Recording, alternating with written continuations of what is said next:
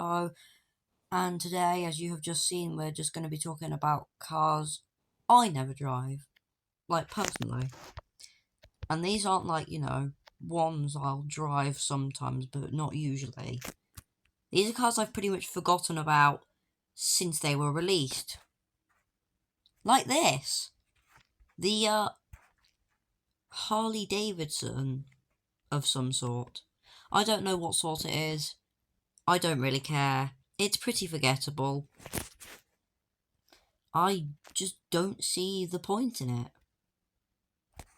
It's pretty much, it's so forgettable. I forgot I even had it.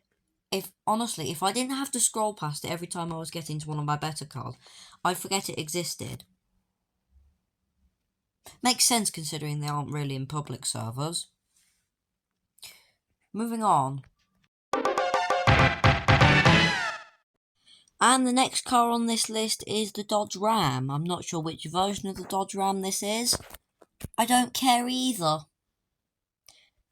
Because it's the worst one, probably. It's not one of the stupidly quick... What is it, the Ram TRXs? The ones that are effectively road legal monster trucks? They are childishly cool.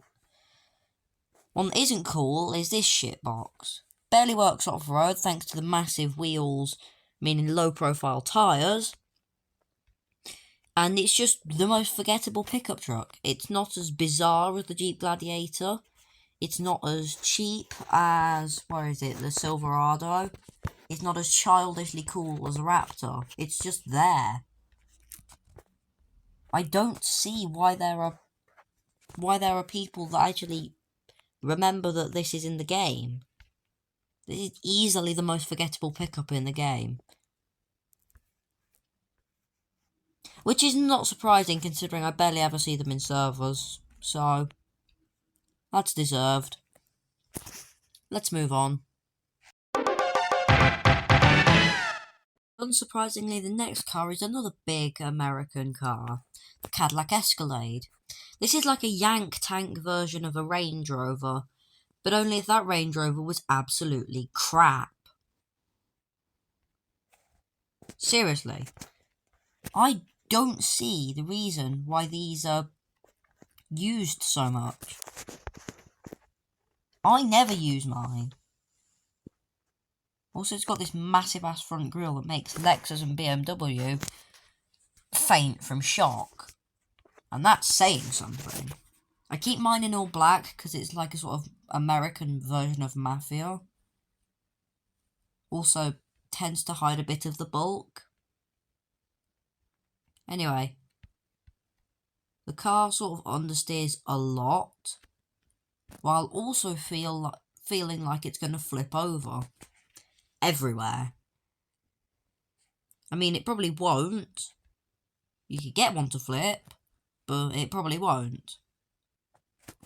I seriously do not see the point in what... Ooh, BLZ. Or GT86. Nice. But seriously, how are there so many people that drive this car? I never drive them. Might check out this dealer now. Let's move on to the next car. Is that a Hoonie truck? Honourable mention, but pretty much every Monster Jam car I haven't driven since I got them. So 1, 2, 3, 4, 5, 6, 9, 12, 15. So yeah, any of these 15 cars here, I just haven't driven them since I got them. To be honest, that's because they're all pretty much exactly the same. 131 miles an hour, 7.9 handling, massively big, massively stupid. And I like them a lot for that. And other than that, they're just completely forgettable. Let's move on. Ranker reporting for duty. This is the Ford Explorer. Police car. And that's all I have to say on it, because it's pretty bland. There is nothing to it. I put it on rally tyres to try and make it seem like it's a rally car. But then when we do a drift, it's actually not too bad at drifting, it's just really slow. And it's just, I don't see the point in it. If you want an off-road police car, go all in on the off-road part. And don't just buy one of these stupid, effectively estate cars on stilts, but also with severe and chronic obesity. Wait, is that, would you say chronic obesity? No, because it's not an illness, is it? Strike what I said. But still. Oh yeah. Kind of balancing problems as well. Not to the extent of some other cars, but it's very difficult to control in the air. Which is a shame, because sending it into the air is one of the few things that's fun with it. Let's move on. Yeah, I crashed it into a tree. Of course I did. Just like with every other car I own. Let's move on. Oh my god, is that a Supra? Yeah, it is. We just changed the body back to what the car it's based on. Which is the BMW Z4, the current one, I think. I can't remember the BMW generation code. I can do it for M3s, but I can't do it for these. It's a decent sports car. I think it's got too many gears, and it's also just kind of there. I don't know why I never drive it. Probably because it's surrounded by a company like that Cuda, and the Kerosene RS6, and also the Mercedes E63. I drive that a lot. I really like that car. This one I just sort of forget. Which is a shame, because it's a not half bad car. Well, certainly better than the Supra anyway. Damn it, I just can't make it through a whole week without at least offending a Supra kid. Who cares? Including shop cars on this, we're using any car I have. Well, using, not exactly being the best choice of word. This is the Nissan 180SX, or 200SX. The S13 model. I haven't used this since the day the season came out, Season 4. Because it's a terrible car. Oh. Oh, that's him. I seriously don't get how there are people that still remember these things. Oh, there's a guy at my dealer.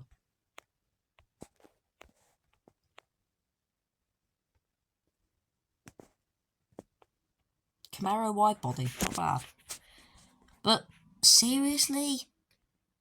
These things are so forgettable. They're effectively hatchbacks, but longer. Yeah, I'm kind of glad that Season 4 was so long ago.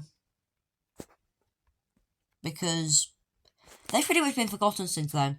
I saw one in the wild the other day. That was the first time since like ages ago that I actually saw someone using one. Everyone else just tends to only show them at car meets. And even then, they're not exactly impressive when they're at car meets. Forgettable, bland, boring. Let's move on. Me hating on a Japanese car.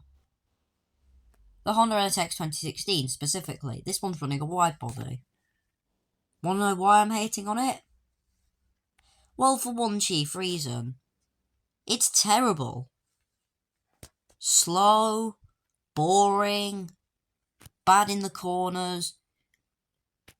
In fact, it's even outshined by the Honda NSX. This one. The NSX GT3. Fixes all the problems with this car. It's now fast. Turns much nicer, even if the turning still needs a bit of work. Looks better. It's more ferocious. Fixes all the problems with the bland NSX. which means that the original NSX, not the original NSX, but the base NSX, completely fades into the background. I don't even drive this one much. But every now and again I will pop it out and just do a bit of sliding around the circuit in it, because it's fun. Moving on. Well, this is interesting. He's lagging. Anyway, this is the Subaru Impreza 22B rally version. Seems exciting. In fact, it is quite exciting. My problem is I never use it, because if I want to use a rally car, I just tend to migrate towards the Delta Integrale from the same event. In fact, the Delta Integrale is actually slower. Like, hold on, let me just check the stats of this. This thing, 210 miles an hour, 8.1 handling. Delta Integrale. Oh. Interesting. Anyway, the Delta Integrale handles better, even if it is probably slower in a straight line. But I just prefer the Delta Integrale over this. I don't hate this car at all. In fact, I really like it. I just never use it. Which is a shame, because it's a Colin McRae car. And we like Colin McRae here.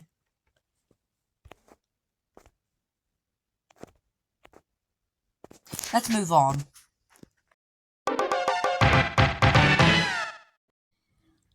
I was in CDT when this car released. I mean, I remember it well.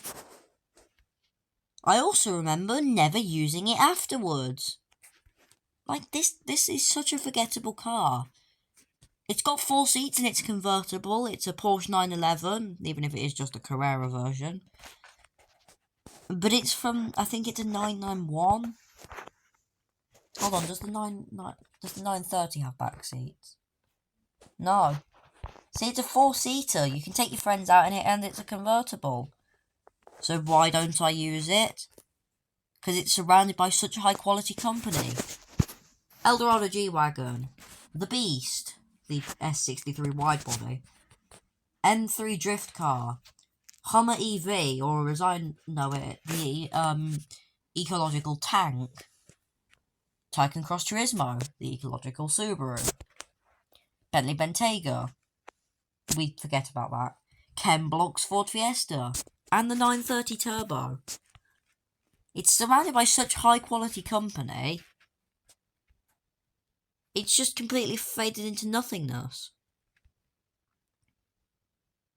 And it kind of deserves that, because it's kind of bland. It's the basic 911, even if it is the convertible version. But it's still just a Carrera 2 convertible.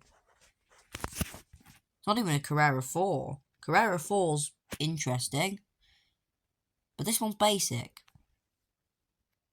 Ooh, an F5. Nice spec. Let's move on from this basic thing.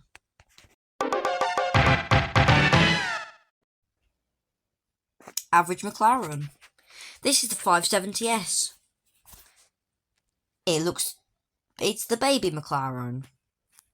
And it's pretty boring, to be honest. I mean, I maybe used this once after I bought it. And even then, that was only when I tuned it. Because I bought it around the same time as I got the red... No, it wasn't the red eye. Around the same time I got the Rolls-Royce, what's it called? Wraith. Which I used for memes. This, I just completely forgot about. It is a very forgettable McLaren, which does seem a bit like an oxymoron, but that's because it is. It's forgettable for a McLaren. It's also forgettable for a normal car. This is basically like the McLaren starter pack. Smiley grille, well, smiley front end, two-door coupe, and the back end that looks kind of like a face. Those little brake lights that look like eyes. It's a default McLaren. That's the only thing I've got to say about it.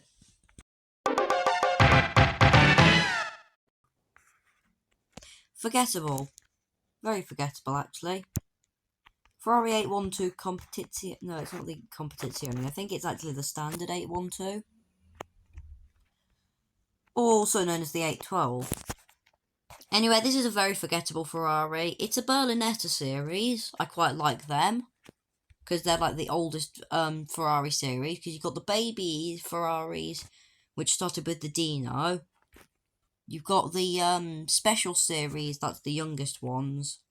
Those are like the Daytona SP3 and the... Oh no, it's the Icona series. That's the... I can't remember what the proper series is. Anyway, this is the Berlinetta Ferraris. They're the big GTs. They've been going on since the first Ferrari, I think.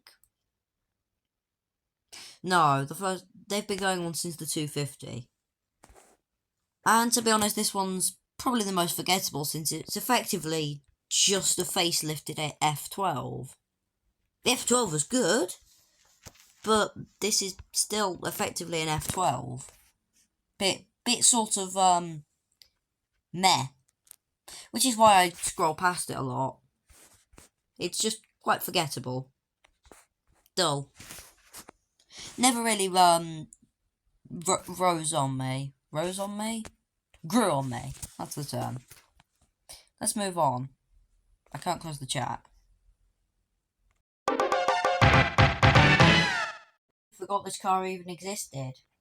Definitely the most forgotten of the most forgotten of the noughties supercars and hypercars. The Mercedes McLaren SLR. It's effectively an SL, but McLaren's got their hands on it and sort of went, yes, but V12. Is it even a V12? I think it's a V12. Could be a V8. Can't remember. Either way, this is a very much forgettable car. I know how we can tell. Naturally aspirated. Okay. Can't tell then. Oh no, it's a V8 then, isn't it? Yeah, I think it may be V8. Or a V... I can't remember what engine, and I'm not going to be bothered by working it out. It was a season car, so you can't get it anymore. You'll probably never be able to get it. And to be honest, you're not missing out on much. It's very bland. Drifts nicely, but still pretty meh. Just never caught my interest, this one. But definitely slept upon. Definitely.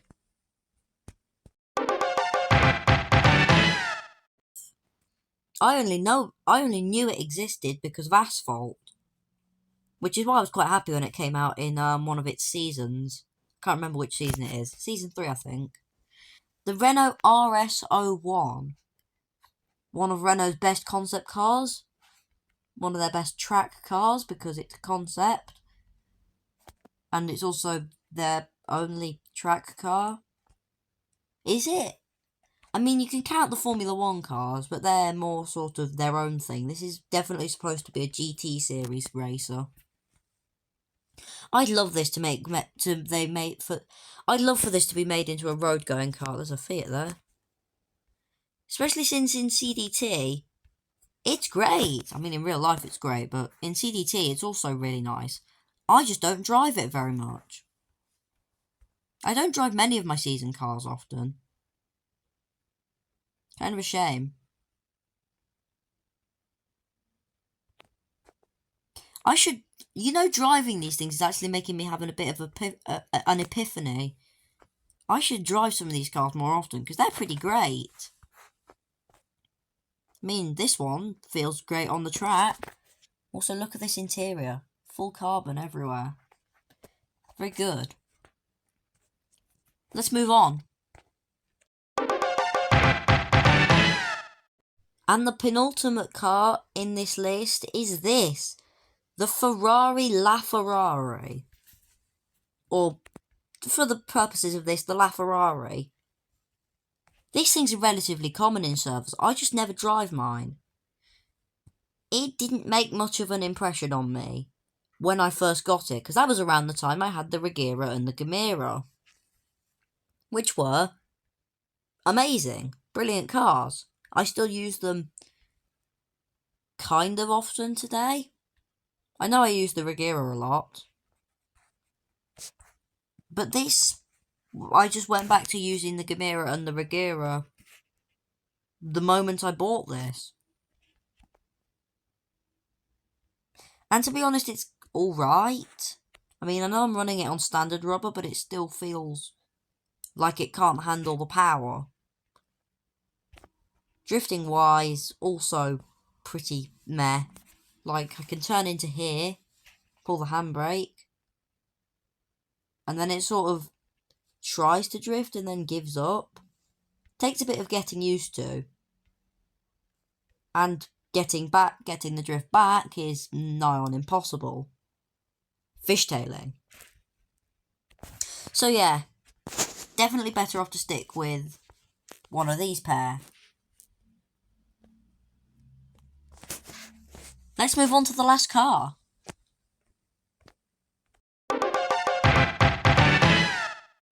I desperately tried to give this car a chance.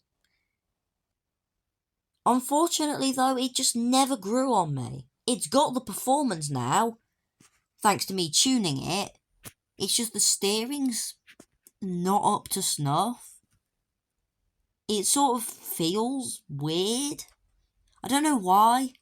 It certainly feels like it's been made better since I last drove it, but it just doesn't feel right. And I can't put my finger on why it doesn't feel right. You know, this was actually the fastest car in the world, I think, once.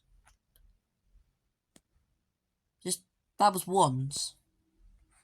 One very long and also unbalanced. Very long time ago.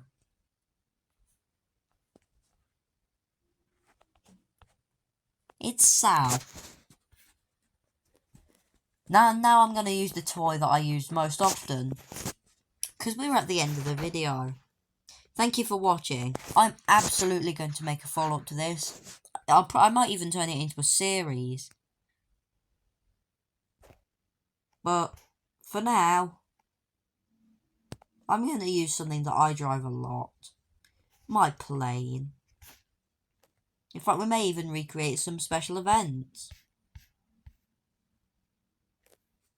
Yeah, let's do that to end the video. Recreating an amazingly famous event in history. Where is it? Where's that building? Oh, yes. I'm gonna get cancelled for this.